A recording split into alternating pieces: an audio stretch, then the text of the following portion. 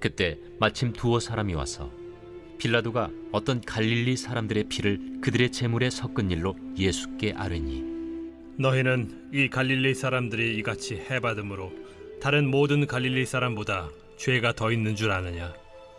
너희에게 이르노니 아니라. 너희도 만일 회개하지 아니하면 다 이와 같이 망하리라.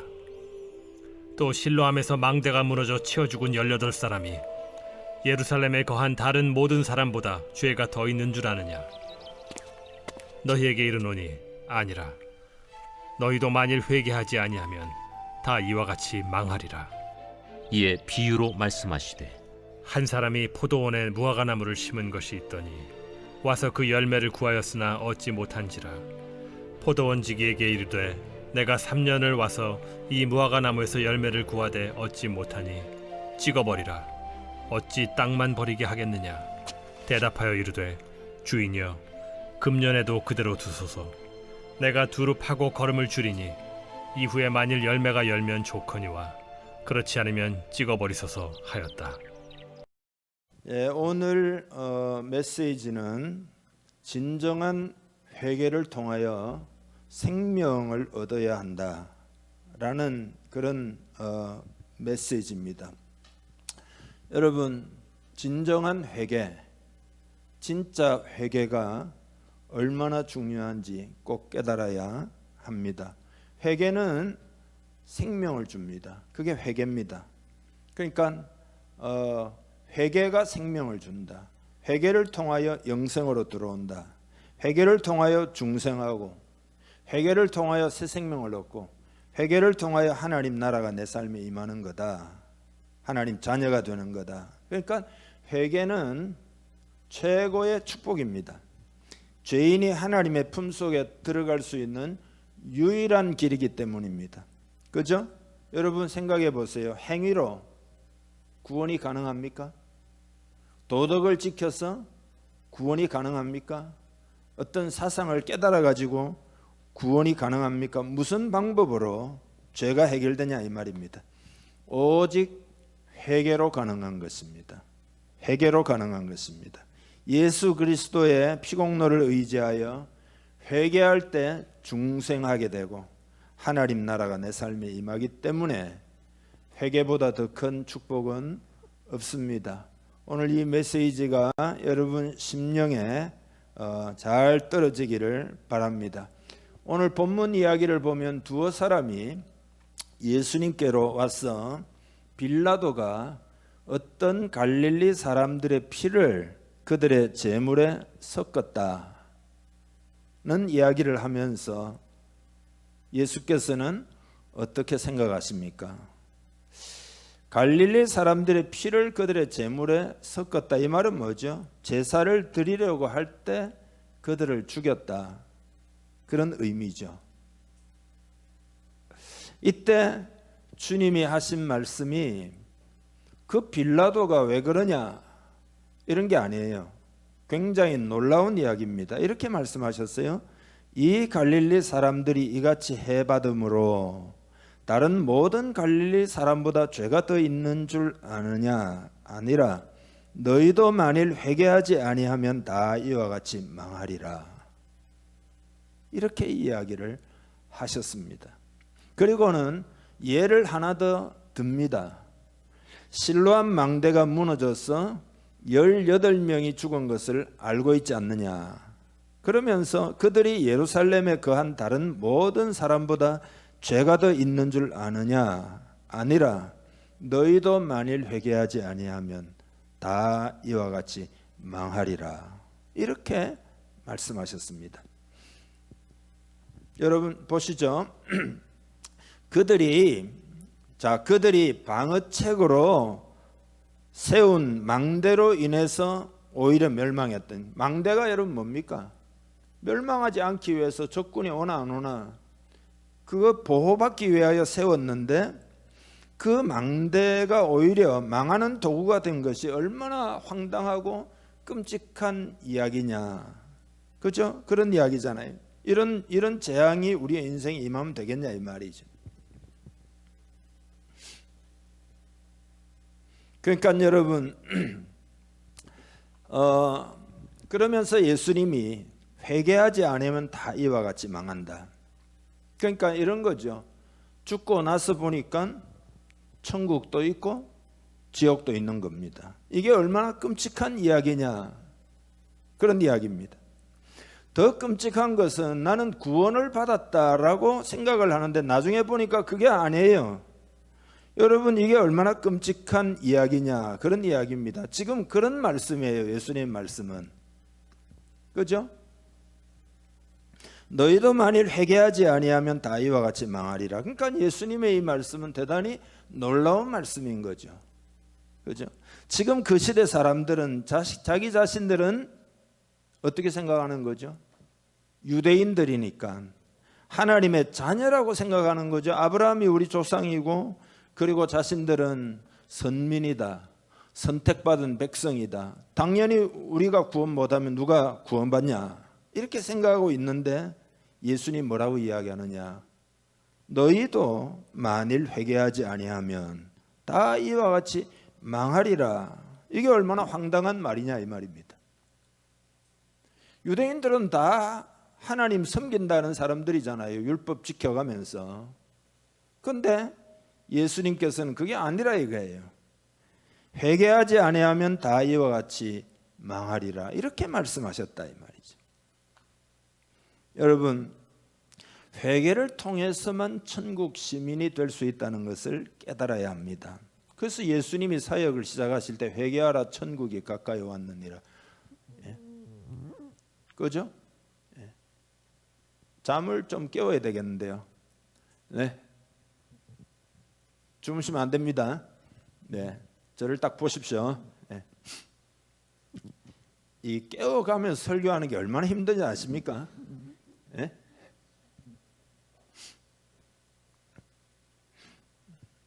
세상에서 가장 무거운 게 눈꺼풀이라는데 그걸 들라고 하니까 보통 문제가 아니에요. 예. 성령님이 깨워주시기를 바랍니다. 내 힘으로는 안 되고. 회개를 통해서만 천국 시민이 될 수 있는데 문제는 뭐냐? 그게 진짜 회개냐 이거예요. 가짜와 진짜를 구별해야 됩니다. 여러분, 영혼의 문제를 대충 생각하면 안 됩니다. 대충. 영혼의 문제이기 때문에 그렇습니다. 뭐 어떻게 잘 되겠지 이렇게 생각하면 안 된다 이 말이에요. 철저하게 생각을 해야 된다 이거예요. 화가 페루지노라는 사람이 임종할 때 사제가 급히 찾아가 가지고 마지막으로 권면하고 기도를 해주려고 하는데 페루지노가 기도를 거절했어요. 왜냐하면 나는 회개하지 않고 죽은 사람이 저 세상에서 어떻게 되는지 한번 알아보고 싶소, 이랬다는 거예요. 이 영혼의 문제를 우습게 생각한 거죠. 아마 제가 가정인데 하나님의 심판대 앞에서 어떤 사람들은 아마도입니다. 누가 제대로만 가르쳐 주었다면 내가 그렇게 살지 않았을 텐데, 누가 제대로만 가르쳐 주었다면 내가 그렇게 살지 않았을 텐데 할 사람들이 많이 있을 것이라고 봅니다. 여러분, 요즘 시대를 왜 제가 가짜 진짜를 이야기하느냐? 요즘 시대가 그런 시대예요. 필요한 것이 예를 들어 나타나면 그게 뭐 좋다 나쁘다 그런 거 따지지 않고 그냥 내 눈에 좋아 보이니까 그냥 취하는 시대에 살고 있다 이 말이죠. 지금 시대가 분별력이 없는 시대예요. 예를 들어서 정서적인 면에도 그게 좋은 정서다, 그게 나쁜 정서다, 이런 거 분별을 잘 못하고 그냥 느끼는 대로 그냥 느끼고, 내가 이렇게 느끼는 거 뭐 어쩌겠느냐 이런 식으로 모든 영역에 이런 경향성이 있어요. 뭐 예를 들어서 뭐 배우자를 찾는다 쳐요. 그러면은 이상적인 모습이 요즘 다 거의가 뭐 겉모습일 경우가 많잖아요. 그러니까 그냥 이게 맞다 싶으면 그냥 선택한단 말이에요. 그게 옳으냐 그러냐 이런 걸 뭐 별로 생각을 안 하는 거죠. 그러니까 이게 왜 그러냐 하면은 하나님이 무엇을 기뻐하실까라는 관점에서 자기 삶을 정리해 놓은 것이 없기 때문입니다. 하나님이 무엇을 기뻐하시는지 그걸 정리를 해 놓은 적이 없기 때문에 그냥 산다 이거예요. 그야말로 자아가 충만한 가운데서 사는 거기 때문에 쉽게 결정하고 쉽게 쫓아가고, 이런 분별력 없는 시대인 것을 깊이 깨닫고 있어야 됩니다. 이해하고 있어야 됩니다. 그러니까 심지어 회개도, 이 안타까운 이야기지만 진짜 회개가 있고 가짜 회개가 있다. 진정한 회개를 통하여 생명 있는 신앙으로 회심이 일어나야 된단 말이에요. 근데 유대인들은 지금 뭐냐?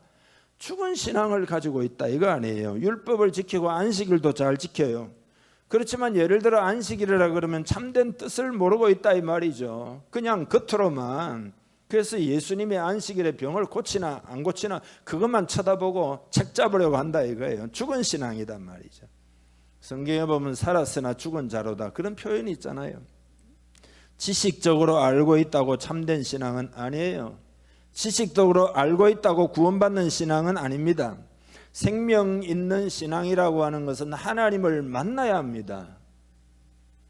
하나님을 만난 체험이, 경험이, 변화받은 경험이 있어야 됩니다. 그러니까 여러분, 종교개혁자 켈빈이 제네바에서 있을 때 교회의 정회원으로, 정회원은 뭐죠?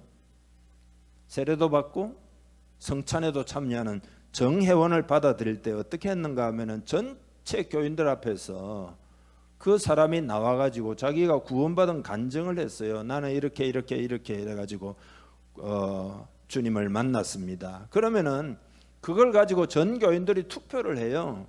투표를 해가지고 다 인정을 해야 받아들여요. 왜 그렇게 했느냐? 주님을 만나면, 진짜 만났으면 심령적 변화가 일어나기 때문이다 이거예요. 성령님이 내주하시는 것이기 때문에 그 마음을 움직이신 증거가 있어야 되기 때문에 전체 앞에서 그렇게 했다 이 말이죠. 그리고 그렇게 정회원으로 받은 사람만 공직에도 나가도록 이렇게 제네바에서 했다 이 말이죠. 그래서 하나님이 원하시는 이 세상 사회를 만들자 그랬다 이 말이죠.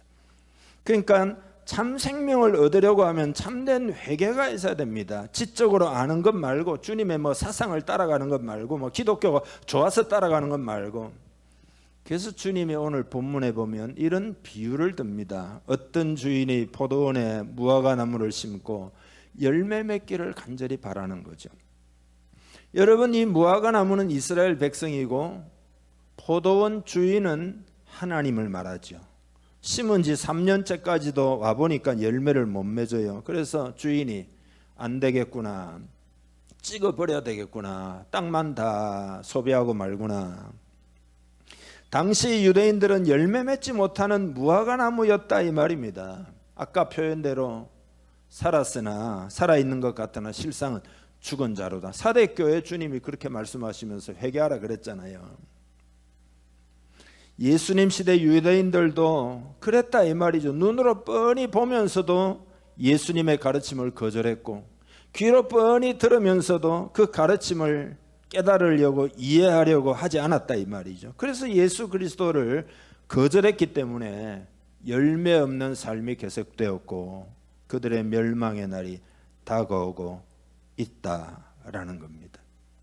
여러분, 하나님께서는 여러분을 이 땅에 심으시고 목회자들과 은혜 받은 성도들로 하여금 여러분의 영혼을 위해 많이 수고하게 하셨고, 땀을 흘리게 하셨고, 눈물을 흘리게 하셨고, 기도도 많이 여러분 위해서 하나님께 올려지고, 그러나 만약에 열매 못 맺는 나무가 있다면 그거 어떻게 되겠냐 이 말이죠.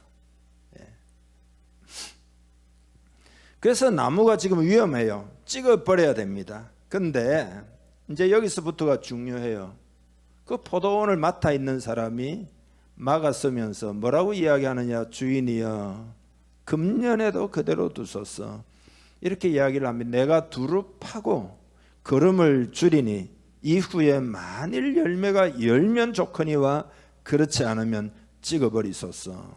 여러분, 이분이 누굽니까? 우리 주 예수 그리스도이신 줄 믿습니다.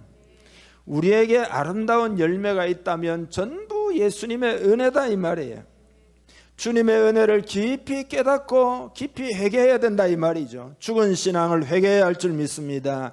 열매 없는 신앙을 회개해야 할 줄로 믿습니다. 참된 신앙이라는 게 도대체 뭐냐? 잘 한번 들어보십시오. 참된 회개는 이런 겁니다. 죄에 대한 견해의 변화가 있어야 됩니다. 그러니까 전심으로 회개한 사람에게 있어서 죄라고 하는 것은 그 죄를 회개하는 그 회개를 경험하기 이전과는 그 죄에 대한 개념이 완전히 다릅니다. 이해하십니까? 죄가 그전에는 아름답고 매혹적으로 보였다 이 말이죠. 그러나 회개한 죄인은, 회개한 사람은 그것과는 달리 죄가 혐오스럽고 수치스럽게 여겨지게 된단 말이죠. 그래서 그 사람이 깜짝 놀래요. 내가 그런 것들을 그렇게 좋아했던가. 깜짝 놀라게 된다 이거예요. 이게 뭐냐면 죄의 본질을 간파한 거예요. 죄의 본질을 간파하지 못하고 단순하게 죄를 지으면은 벌을 받겠지, 이런 두려운 미래를 맞이하고 싶지 않아서 죄를 뉘우치는 경향이 있어요. 죄가 나에게 주는 결과가 무서워가지고 그거는 진짜 회개가 아닙니다. 그건 그냥 죄의 결과를 두려워한다는 말은 내가 잘못될까 봐 두려워하는, 나를 섬기는 거다 이 말이에요. 죄의 본질을 깨달은 게 아니에요. 죄라고 하는 것은 하나님과 우리 사이를 갈라놓는 것이고, 그렇기 때문에 우리를 위하여 십자가에 예수 독생자를 내어주신 하나님을 슬프게 하는 거예요. 회개란 건 뭐냐? 죄가 하나님의 마음을 얼마나 슬프게 하는지를 깨달은 마음에서 하는 것이 바로 회개입니다. 이해하십니까?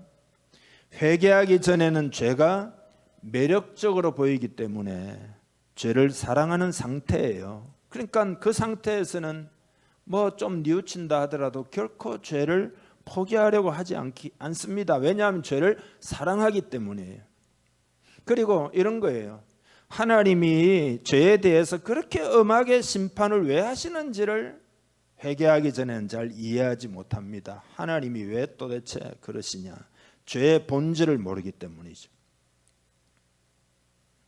그래서 죄를 버리라고 하면 세상 즐거움을 다 포기해야 된다라는 생각 때문에 슬픔을 느껴요. 그러니까 이건 뭐 이렇게 표현할 수 있어요. 진리 때문에 오히려 상처를 받습니다.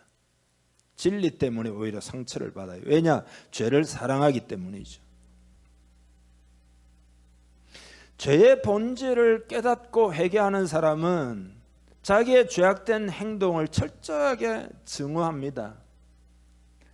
인간은 연약하기 때문에 넘어질 수 없다라고 말하는 게 아니에요. 넘어질 수도 있습니다. 그렇지만 죄악된 행동을 철저하게 증오해요.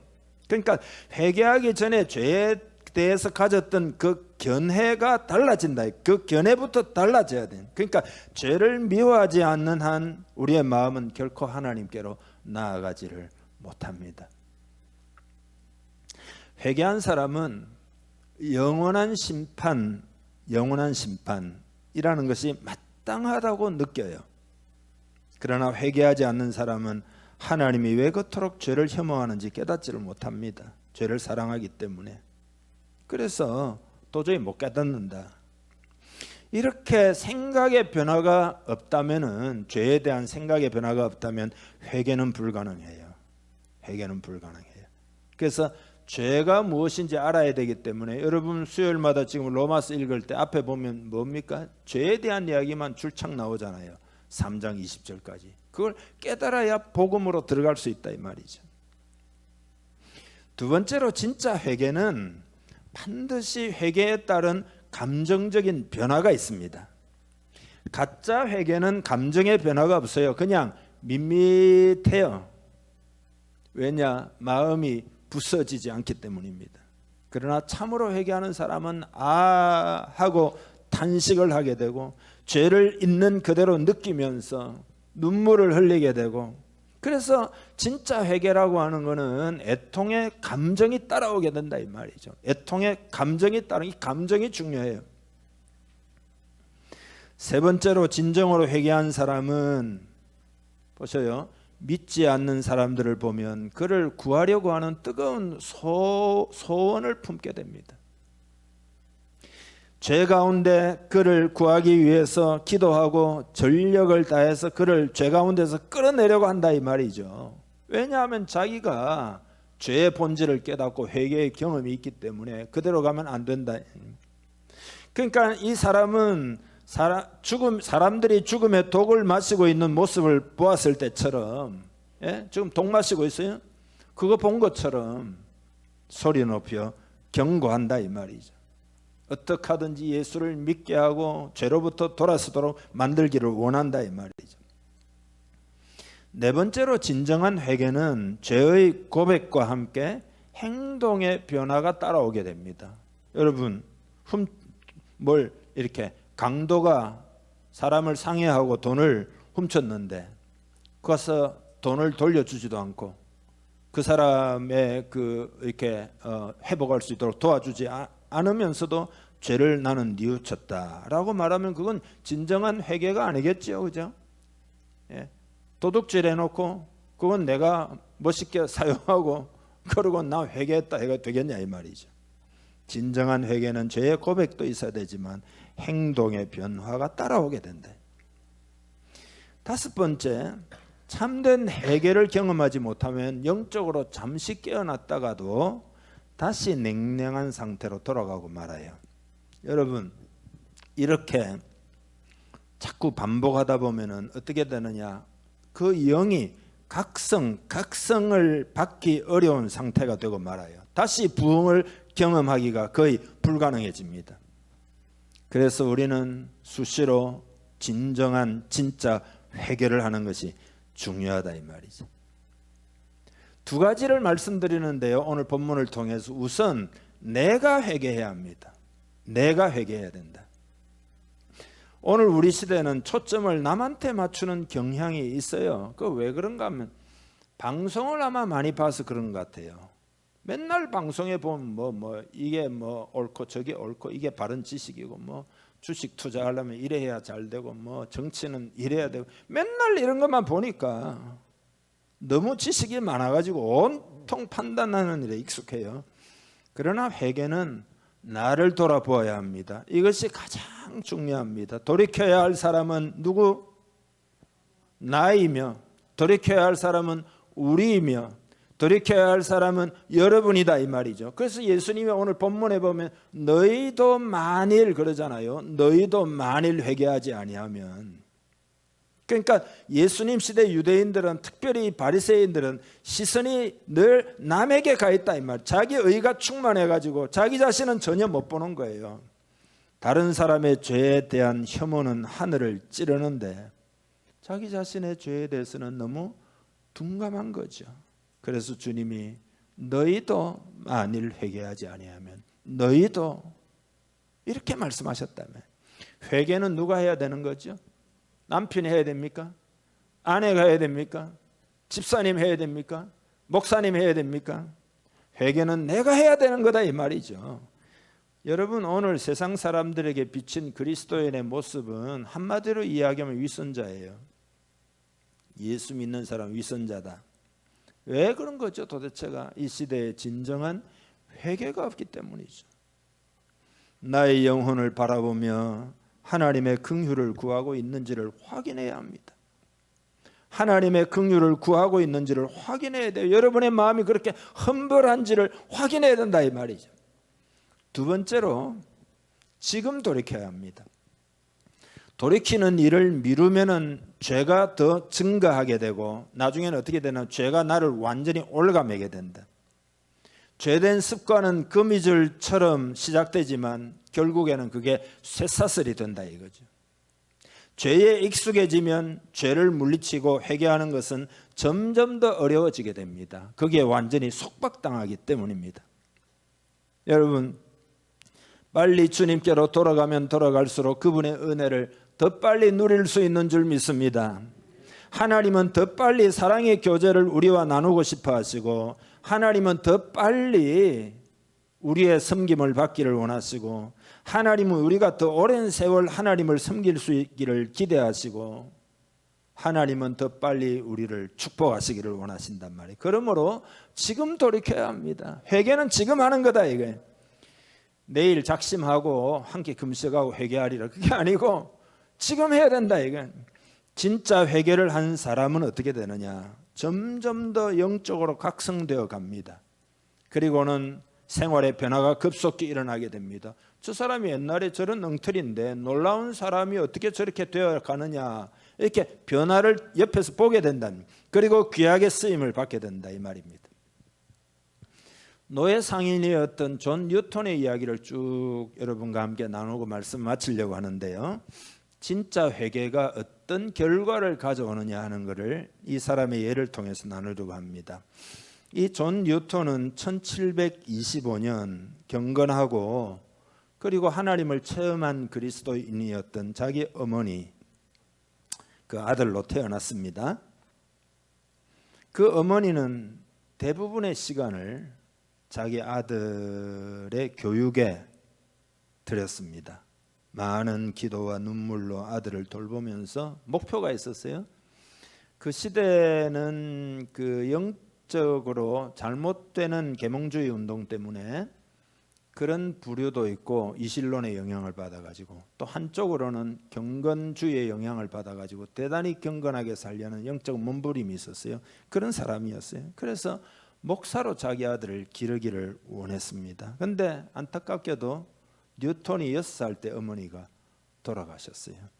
그리고 아버지는 뱃사람이었는데 근데 어머니가 죽자 그 다음 해에 바로 결혼을 합니다. 그래서 요 일 이후에 뉴턴이 행실이 나빠지기 시작합니다. 자기 어머니도 돌아가셨고 어머니에 대한 마음이 있는데 아버지는 너무 빨리 결혼한 것 같고, 그러나 뭐 자기 아버지밖에 없잖아요. 11살이 되어가지고 아버지를 따라 이제 항해를 하게 되는데 주변의 나쁜 영향들을 쉽게 받아들입니다. 성격이 막 거칠어지고 방탕한 삶을 막 살게 됩니다. 그래서 뉴턴이 감옥에 들어가기도 하고 뭐 도저히 뭐 저 인간은 구제불능이야 이런 낙인이 찍히기도 하고 사회에서 거의 격리가 되다시피 해가지고 일평생 노예선을 타고 다녀야 하는 신세가 되고 말았습니다. 그렇지만 세상이 뉴턴을 버렸으나 하나님은 그를 버리지 아니하셨는데 노예 무역상을 하잖아요 나중에. 근데 노예 무역을 끝내고 고향으로 돌아오는 길에 큰 폭풍우를 만나가지고 배가 완전히 파손하고 죽을 위기에 처한 이 절체절명의 순간에 자기 어머니 생각도 나고 막 기도를 합니다. 회개하면서 자비를 베풀어 달라고, 불쌍히 여겨 달라고. 그게 1748년 5월 10일이거든요. 나이가 23살 때입니다. 그래서 노예 무역상으로서 지난날 지었던 추악한 죄들이 낱낱이 그 폭풍우 가운데서 다 떠오르는 겁니다. 그래서 이렇게 나중에 기록하고 있는데 그가 흘리는 회개의 눈물은 휘몰아치는 폭풍우보다도 더 격정적이었다. 그 죽을 생사가 갔다 왔다는 그 순간에 그 후에 자신의 삶을 회고하고 이렇게 기록을 했습니다. 그날에 주님께서는 기고만장한 나를 끌어내리시고 깊은 물속에서 나를 구원하셨다. 이렇게 기록을 합니다. 2년이 지나가지고 25세 때 결혼을 합니다. 근데 그 아내가 또 경건한 여자예요. 토마스 아켄피스의 그리스도를 본받아라는 책을 아내가 주어가지고 그 책을 읽다가 크게 영향을 받습니다. 그러고는 결심을 하나 해요. 바울과 같은 결심을 해요. 예수 그리스도와 그 십자가에 못 박히신 것 외에는 아무것도 알기를 작정하지 아니하고 그런 목적에 도움이 되지 않는 것은 다 버리기로 결단을 해요. 뉴턴이. 그래서 내가 주님을 더 알고 싶다 이래가지고 성경을 읽기 위해서 원어를 공부를 합니다. 헬라어도 공부하고 히브리어도 공부하고 뭐 라틴어도 공부하고 성경을 깊이 연구하게 됩니다. 그러다가 하나님의 은혜가 너무나 크고 놀라우니까 그 은혜의 풍성함을 다른 사람들에게도 증거해야 되겠다 해서 목사가 되기로 마음에 결심을 하게 됩니다. 당시에 유명한 설교자가 있었는데 조지 휘필드, 요 분은 이제 나중에 제가 좀 이야기 드리겠습니다만은 휘필드를 알게 되어 가지고 열렬한 추종자가 되고, 그리고 휘필드의 스승이 그 요한 웨슬레입니다. 요한 웨슬레와도 교분을 나누게 됩니다. 요한 웨슬레하고는 22살 차이고 휘필드하고는 11살 어립니다. 웨슬레보다는 22살 어리고. 그러던 중에 39살 때 목사가 되는데, 이거 뭐죠? 어머니의 꿈이 이루어진 거죠. 이후에 43년 동안 목회를 하면서 복음을 증거합니다. 그래서 먼저는 올리 교구라고 있는데 거기에 목사가 되어 가지고 15년간 목회 사역을 감당하는데, 거기에서의 그 감회를 이렇게 기록하고 있습니다. 가장 무지하고 가장 비천하고 가장 무참히 버려진 노예 중에 하나인 내가 아프리카 연안의 참혹한 생활로부터 건진받아 마침내 세계의 도시 중에서도 으뜸가는 교구 목사로 지명된 것은 여기서 그러한 은혜를 증거할 뿐만 아니라 그 은혜의 특이한 증거와 기념으로 서기 위함이요, 설교 및 저수를 통하여 널리 세계에 하나님의 은혜를 나타내기 위함이다. 그렇게 말을 합니다. 여러분, 54세가 되어가지고 여러분 우리가 잘 아는 어메이징 그레이스, 나 같은 죄인 살리신 찬양을 만들었습니다. 나 같은 죄인 살리신 주 은혜 놀라와 잃었던 생명 찾았고 광명을 얻었네. 자기와 같은 죄인을 끝까지 버리지 아니하신 예수 그리스도, 구원해 주신 그 하나님의 놀라운 사랑과 은혜를 마음에 감사하면서 살았다 이거죠. 그래서 자기처럼 죄에 매여 종살이하는 불쌍한 영혼들을 한 사람이라도 더 건져내기 위해서 전심전력을 다하여 복음을 전하는 삶을 사는 거죠. 그러다가 1870년 55세 때 런던의 메리울로스 교회로 옮겨가지고 82세로 생을 마칠 때까지 그곳에서 27년 동안 심혈을 기울여서 목회를 하게 됩니다. 목회 사역하는 동안 이분의 메시지의 특징이 뭐냐? 남녀노소 할 것 없이 모든 성도들에게 끊임없이 외친 게 있었어요. 그게 바로 회개해야 합니다. 회개해야 합니다. 27년 동안 계속 외친 메시지의 핵심이 회개의 메시지였어요. 그래서 하나님의 은혜에 대해서 설교하면서 그 은혜를 깨달아야 된다. 회개하고 하나님께로 돌아와야 된다. 그래서 그 설교가 많은 사람에게 감화를 주었습니다. 이분이 늘 이런 말을 했어요. 내가 다른 것은 다 잊어버린다 할지라도 결코 잊어버릴 수 없는 것 두 가지가 있는데, 한 가지는 내가 과거에 엄청난 죄인이었다는 것과, 또 한 가지는 그럼에도 불구하고 하나님은 나를 버리지 아니하시고 불쌍히 여기사 예수 그리스도로 말미암아 나를 구원해 주셨다는 사실이다. 이 두 가지 사실을 분명히 기억하기 때문에 나는 내 목숨이 다하는 그 시간까지 복음을 전할 수밖에 없다 그랬어요. 1807년 12월 21일, 요거 죽기 한 달 전입니다. 한 달 전. 이렇게 이야기를 합니다. 육체와 마음이 쇠할 때 우리의 힘이요 기업이신 하나님을 모시고 있다는 것은 위대한 일이다. 나는 내가 의뢰한 분을 알며 그분이 내가 그에게 의탁한 것을 그날까지 지켜주실 수 있다는 것을 안다. 이후로 나를 위하여 의의 면류관이 예비되었으니 그것은 의로우신 재판장이신 주께서 그날에 내게 주실 것이다. 죽는다는 것은 위대한 일이다. 나이가 82세가 돼가지고 이제 죽기 얼마 안 남았어요. 죽는다는 것은 위대한 일이다. 자기가 죽은 다음에 묘비에 이렇게 써달라. 근데 이제 그거 쓸 때 자기를 목사라고 부르지 말고 묘비 이렇게 쓰잖아요. 쓸 때 심부름꾼이라고 좀 써달라. 내용이 이런 겁니다. 주님의 심부름꾼 존 뉴턴은 우리의 주님 되시고 구세주이신 예수 그리스도의 풍성한 은혜로 보존되고 회복되고 용서받고 또 자기가 오랫동안 대적하고 파괴하려 했던 믿음을 오히려 전하게 되었습니다. 이렇게 등등등 묘비에다가 기록을 남겼다 이거죠. 참된 회개가 이런 거다 이 말이죠. 참된 회개를 통하여 인생이 어떻게 변할 수 있는지를 그대로 보여주는 거다 말이죠. 여러분, 참된 회개를 통하여 예수님을 체험하고 하나님을 만나야 한다 이거죠. 열매 맺는 인생이 되어야 한다 이거예요.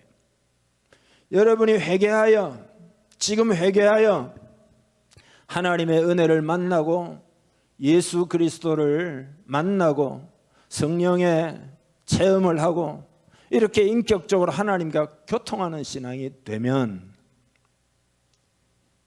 삶이 변화된다 이거예요. 정서적으로도 하나님의 정서를 내가 가지게 되고, 복음도 증거하고 어떻게 하든지 영혼을 살리려고 애를 쓰게 된다 이거예요. 그것이 참된 회개다 이거예요. 여러분의 삶에 새 역사가 있기를 바랍니다. 변화가 있기를 바랍니다. 성령님이 여러분 도와주시기를 바랍니다. 함께 기도하겠습니다. 오늘 말씀을 듣고 여러분이 결단하기를 바랍니다.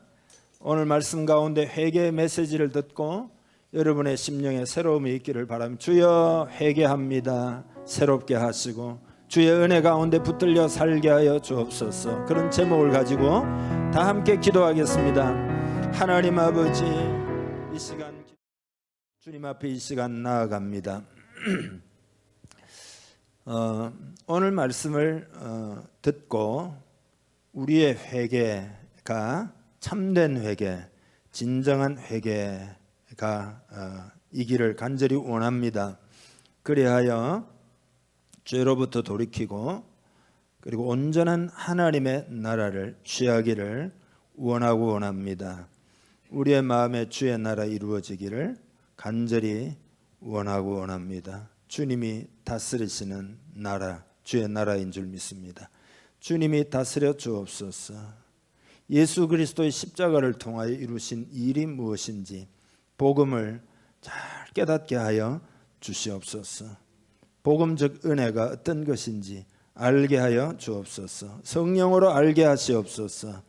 그리고 온전한 복음을 받아들이고 십자가의 복음을 받아들이고 영혼이 구원받아 중생하며 그리고 하나님의 나라를 살기를 원합니다.